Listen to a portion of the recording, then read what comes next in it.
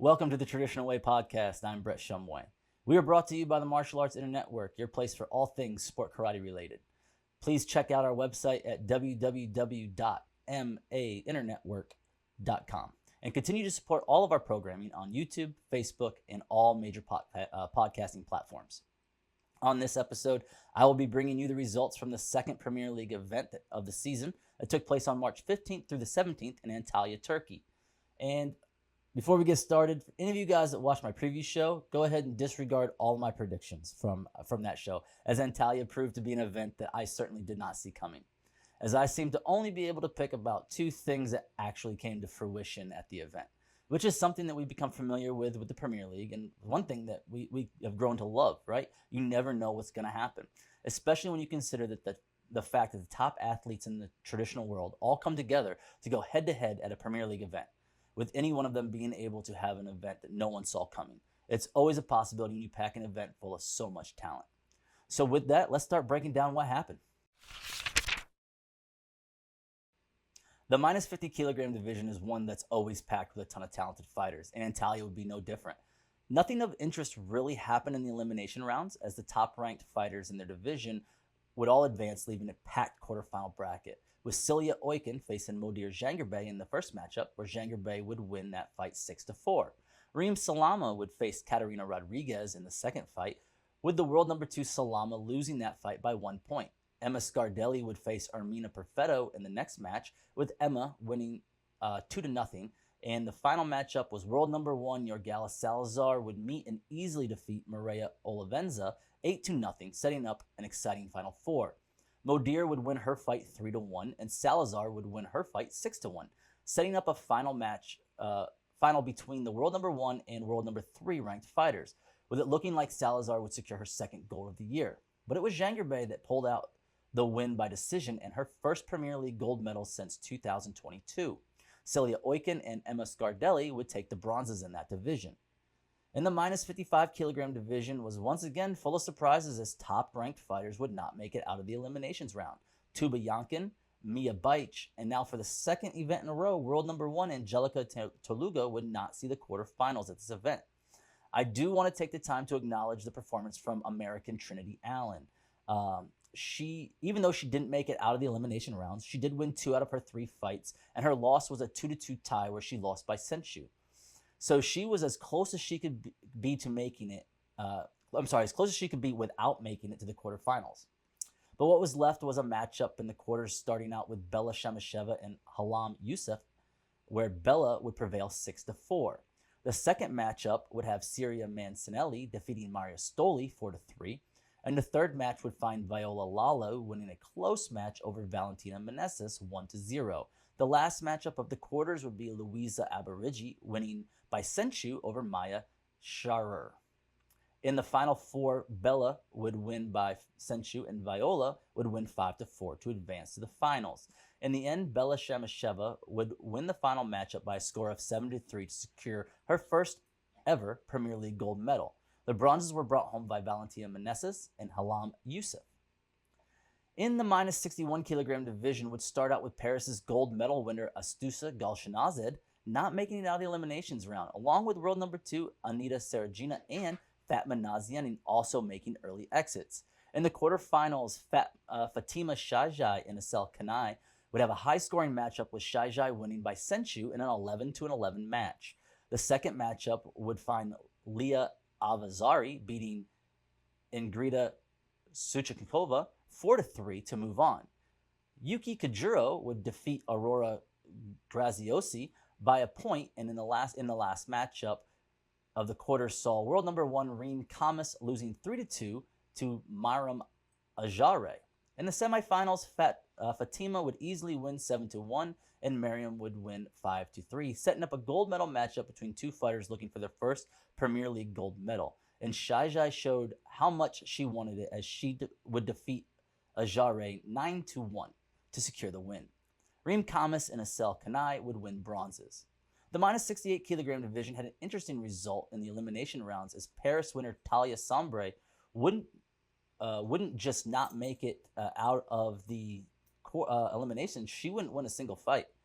which is her second event following Paris, where she failed to make it to the quarterfinal round. This was surprising because many saw her as one who could upset this division and be a force to dealt with.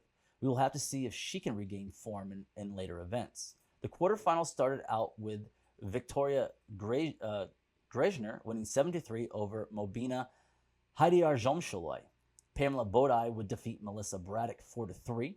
The next matchup would find veteran Alazi Algier losing 5-2 to Celia Semeraro.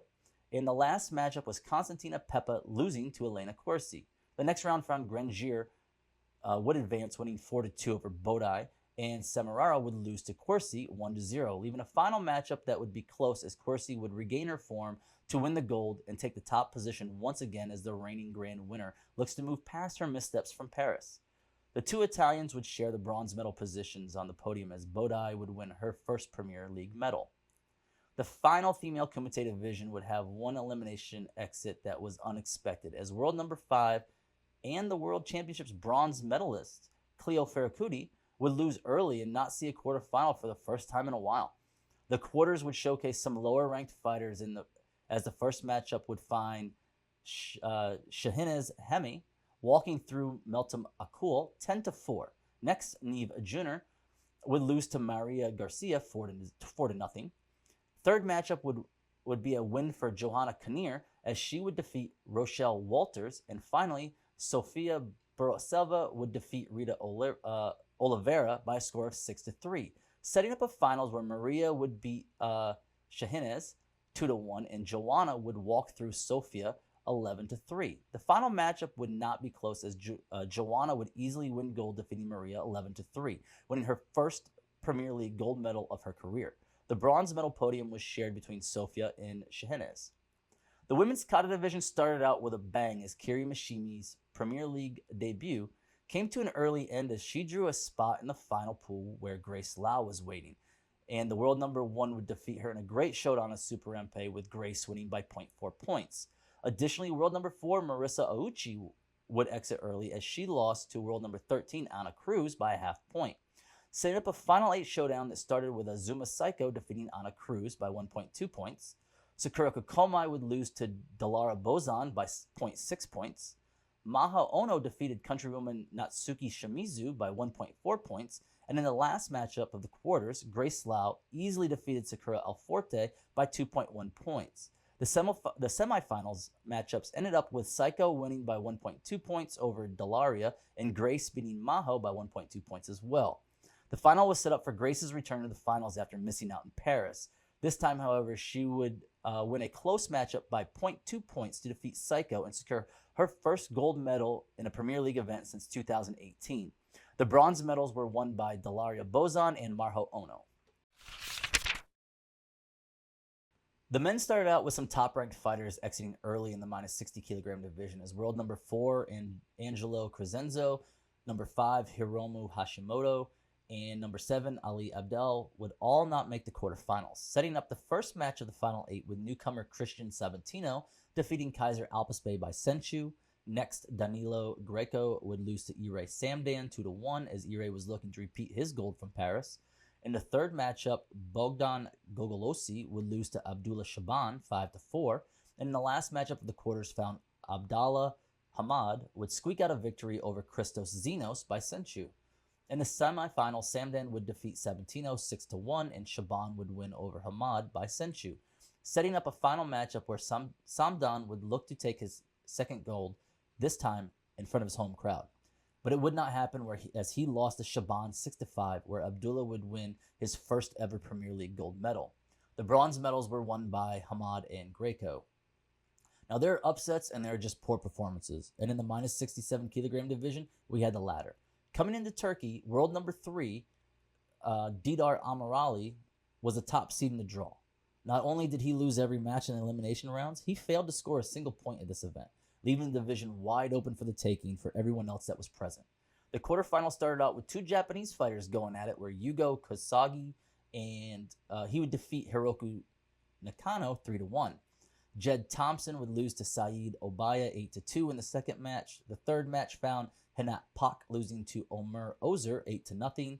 And in the last matchup would see Luca Maresca defeat Tomas Fuentes 8-6. The Final Four saw Saeed easily beat Hugo 11-4 and Luca defeat Omir 8-6, leaving Luca and Saeed to meet as a repeat in Paris where the outcome would be exactly the same. Saeed would secure the gold in a 4-1 victory. Hugo and Omir would take home the bronzes in the division.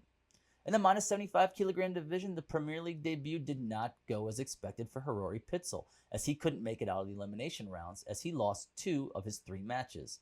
This wasn't the only early exit, as Quinton Mulhausen couldn't make it out of the elimination pool either. The quarterfinals began with Enzo Berthen beating Enes Bullet 8-1. To start things off, Omer Ur would dominate in front of his home crowd, defeating Nurkanat Azikhanov 10-1. Abla Mansour Batragali would win 2-0 over Peter Zaborski. And in the last matchup, 2 Egyptians would face off as Abdallah Abdelgawad and lost to Abdallah Abdelaziz by a score of 5-2. The semis would see Omer beat Enzo by Senchu and Abdallah win over Abdel Mansour 8-3. The finals would see current world champion Abdelaziz defeating Ur 3-1 to take home gold, his 5th in a row in his past 5 events. Abdallah and Nurkanat would share the bronze medal podium. Well, after the World Championships, I had high hopes for Madi Kotabakshi, but he did not perform well in the minus 84 kilogram division in Turkey, as he would fail to make it out of the elimination rounds. Additionally, world number 5, Valery Chobatar, would also exit the bracket early, as he missed the quarterfinals as well. The top 8 started in the division started off with Yugar Aktas losing to Ivan Kvesic in a close matchup, losing 5-4. The second matchup saw Yusuf Badawi defeat Enes Garibovic 7-5.